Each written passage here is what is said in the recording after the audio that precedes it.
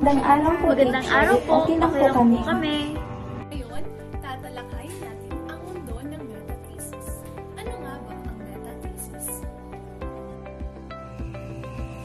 Ang metathesis ay ang paglipat ng tunog o bantig sa isang salita o ng mga salita sa isang pangungusap. Karaniwan, tumutukoy ito sa pagpalitan ng dalawa o higit pang magkadikit na tunog na kilala bilang metacisor o metathesis. Kapag ang salitang ugat ay nagsisimula sa letrang L, O at Y, ay nilalagyan ito ng gitlaping N.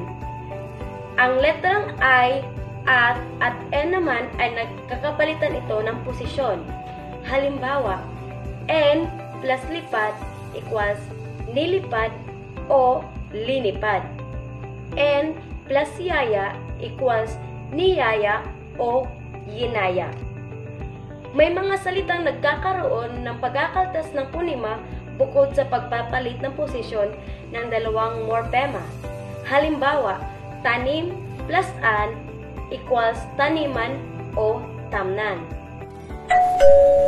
Parang may dumating na sulat, mga bata. Ano kaya ito?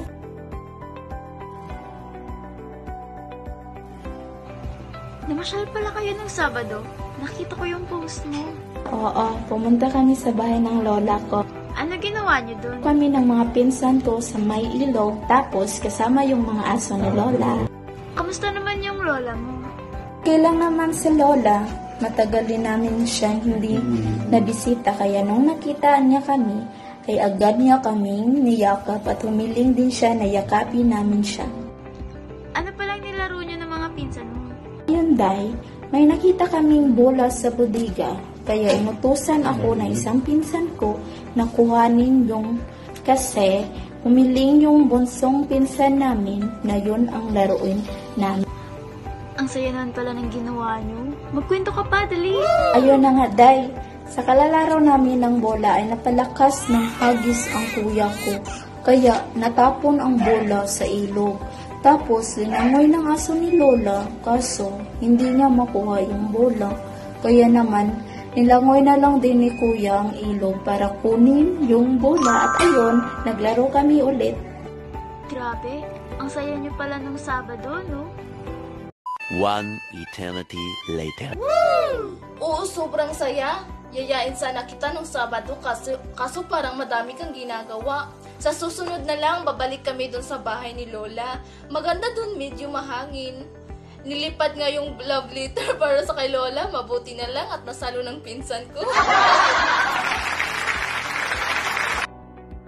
Ngayon, alam niyo na anong ibig sabihin o ang mga halimbawa ng metathesis.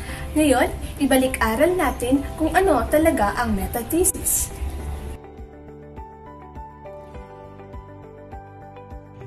So, ayun, tapos na nating pag-aralan ang metathesis at ating nalaman na ang metathesis ay ang pagpapalit ng posisyon ng panlaping N kapag ang kasunod na ponema nito ay ang mga ponemang L, Y, at O.